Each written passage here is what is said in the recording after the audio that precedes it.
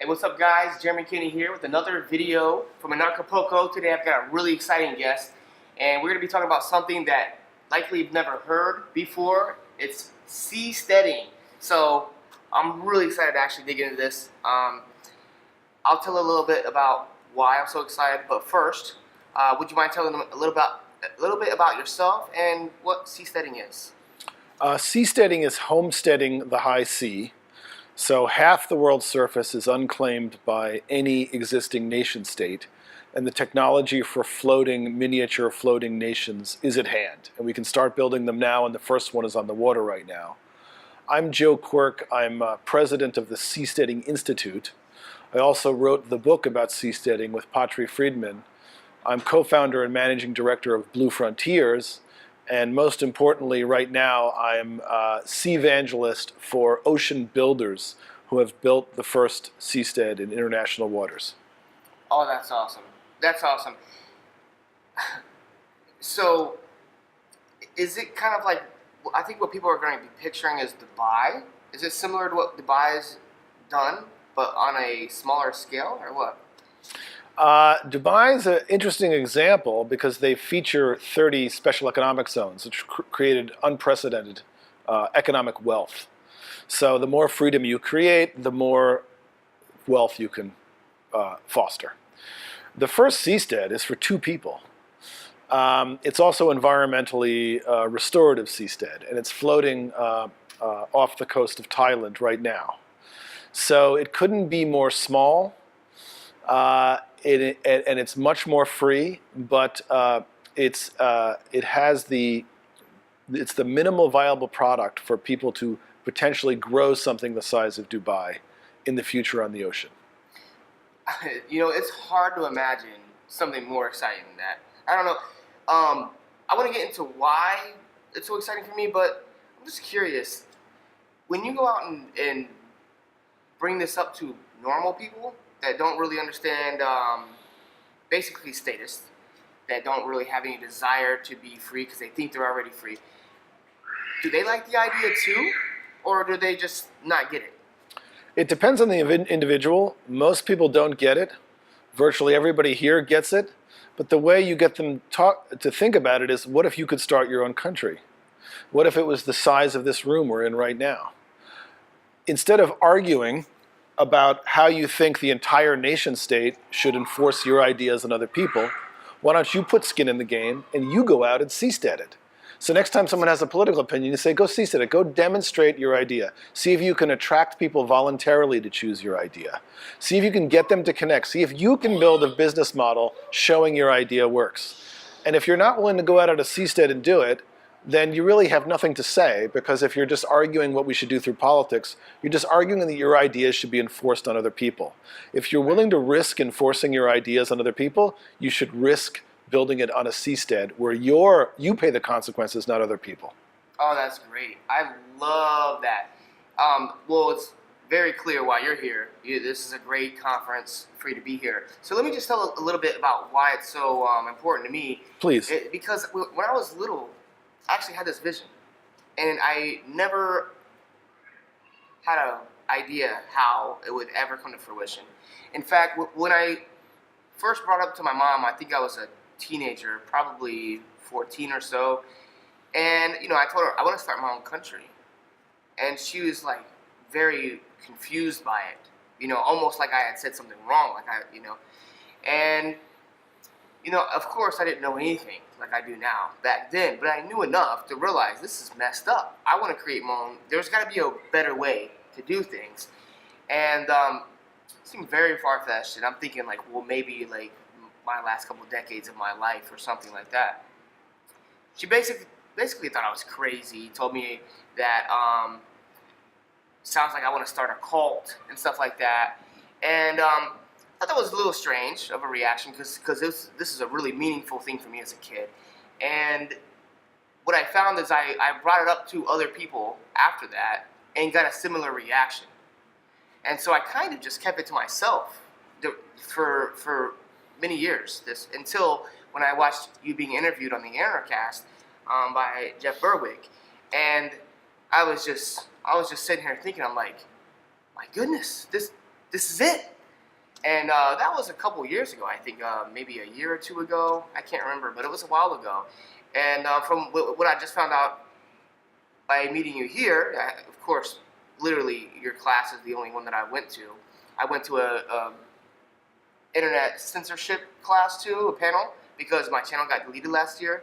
But Wow. literally, that's the only two things that I've attended because I'm like so thrilled with this for myself, but also as a solutions-oriented topic. You know, it's not just theory. This is something that people can actually do to create peace and create their own freedom in their own world themselves without having to demand a government does it or try to get rid of the government. It's basically circumventing the system that they're using to enslave us. So, I mean, I think it's really, really fabulous.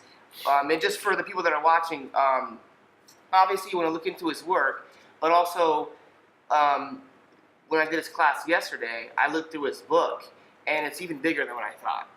You know, because you're talking about the ecology of it and stuff like that. I only skimmed through, and then it made me realize, like, wow, this isn't just, you know, your own freedom. This is a totally new concept that could potentially be one of the biggest changes in world history. I mean, this is huge. So I'm just kind of emphasizing that because I see that.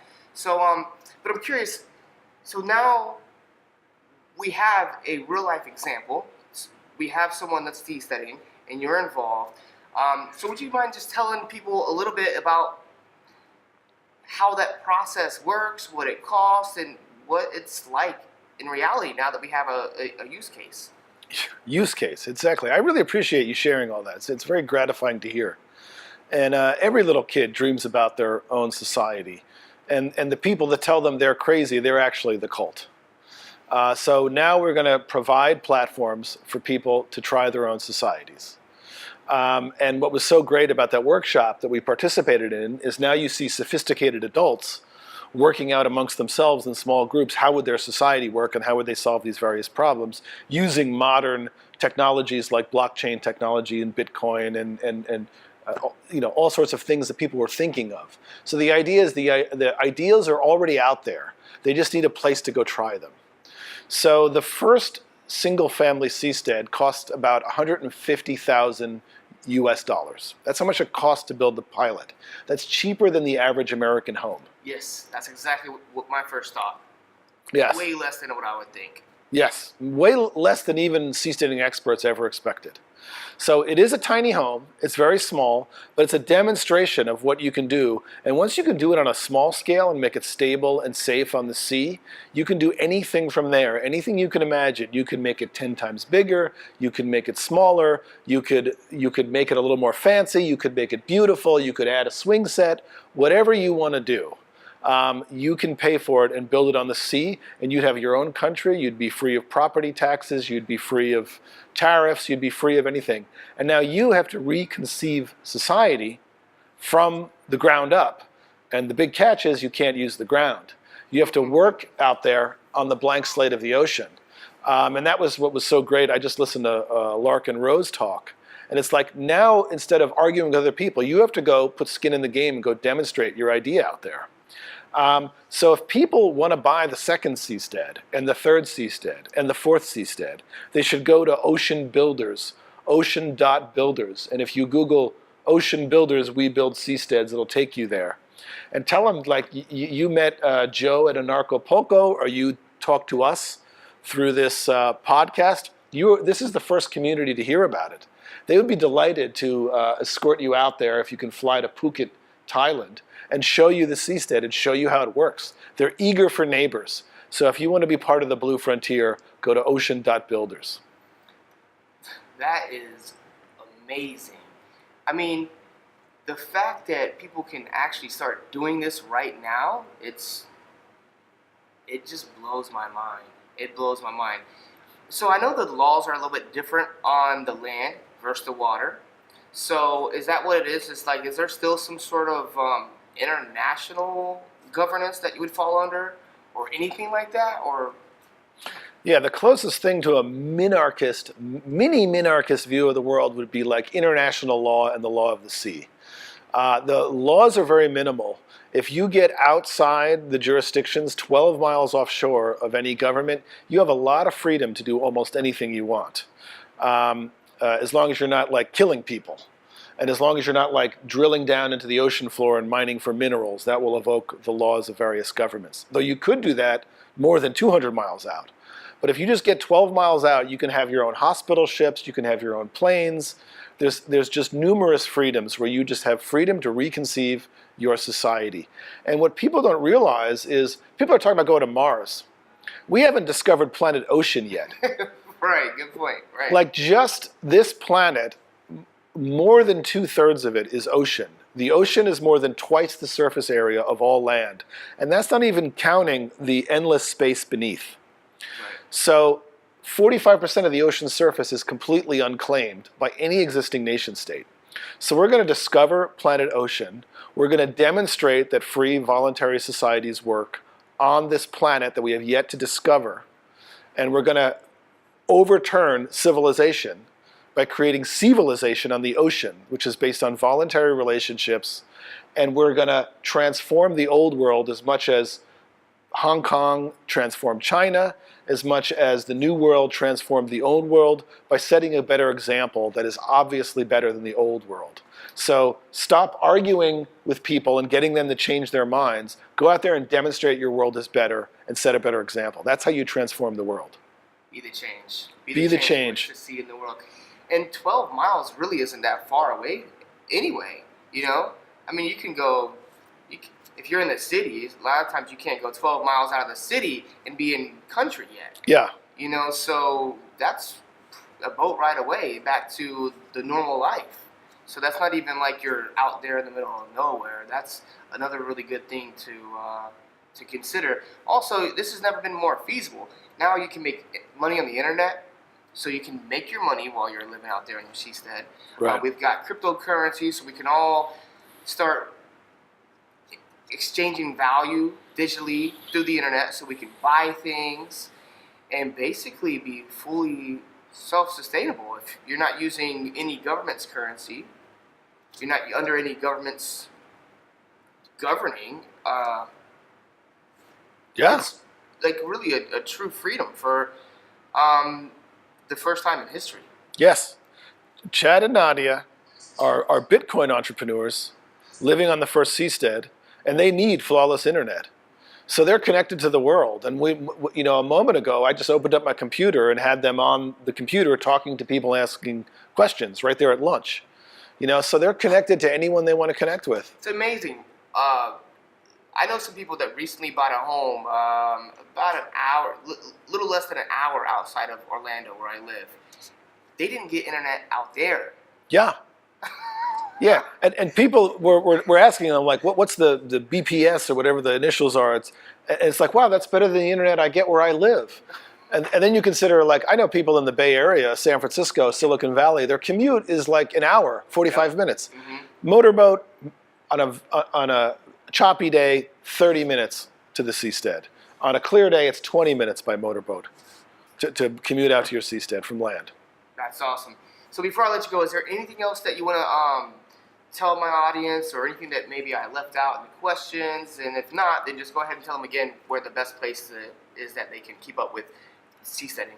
I really appreciate this conversation. I want to share this with everyone, because it's this kind of alternative media is so much better, and so I've really enjoyed this conversation. I could have gone on twice as long.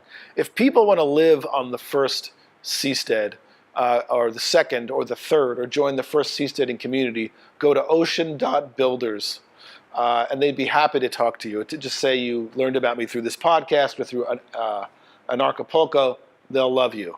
If you want to learn about the details of seasteading, go to seasteading.org, or check out my book called Seasteading: How Floating Nations Will Restore the Environment, Enrich the Poor, Cure the Sick, and Liberate Humanity from Politicians. I'm also a co-founder of Blue Frontiers, which is trying to create seasteads in the Pacific Ocean. And if you just Google seasteading, you can learn so much about it. And we've thought through all sorts of things. Some of the most creative, innovative, awesome people in the world are coming from around the world to get involved with this and make it happen. So if you want innovative, futuristic societies based on 21st century governance, not 17th century governance, Google Seasteading, go to Ocean Builders. We need your creativity. We'll welcome you there. That's awesome. Thank you so much. Thanks for having me, man. Awesome. I really love it, man. I really do. I think this is huge. It's almost like I'm like pinching myself. Like, this is really happening. Yeah, even I'm pinching myself. So did it happen faster? Because I know you wrote the book a few years ago. Way faster. Right. Way faster than any of us imagined. We in 2015, I made an announcement in a speech. We could have the first seastead that's sort of like a pre-stead, a halfway stead by 2020, which would require negotiating with governments and building in their territorial waters. I never imagined we'd come in a year early with a complete seastead in international waters, 10 times cheaper than what we were planning 5 years ago. It is accelerating. Like, you inspire people, innovators come to you with their ideas. Right. That's awesome. So is it, seems like wealthy people would just be quickly drawn into it. Like, if I had the money right now, it would be a no-brainer, you know? So, but I know the people here, obviously they get it, but they don't have the money to just start doing this. But it wouldn't. If you can get it done that cheap, it seems like with a few $1 million, you could really start to get something going. Which is really not that much money, you know. Yeah. For what you're creating, a new society, a whole new way of living. Yeah, it's like we're on the bottom of the rocket taking off, in my opinion. Nobody has seen what I showed you guys at Anarchapulco. Nobody saw those videos. No one saw that presentation. This is just happening. The seasteading century has just begun, and this, you guys here are hearing about what's actually happening before the public does. Right. So I'm going to race home and try to get this out. Awesome. But I would love for people more of means to get out there and build bigger seasteads. Yeah.